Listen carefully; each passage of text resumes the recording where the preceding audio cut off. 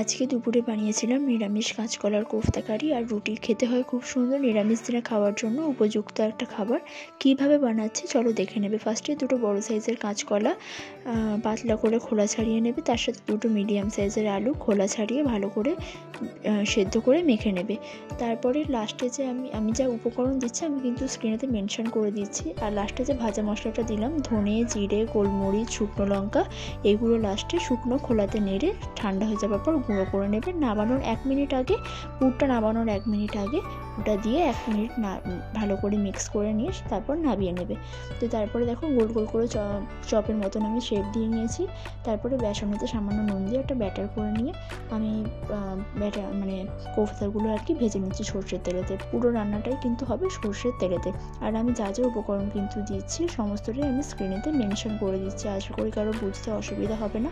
যদি কারো বুঝতে অসুবিধা থেকে থাকে কোনো জায়গায়, তাহলে সেটা কমেন্টে আমাকে অবশ্যই জিজ্ঞাসা করবে, আমি রিপ্লাই দিয়ে দেবো।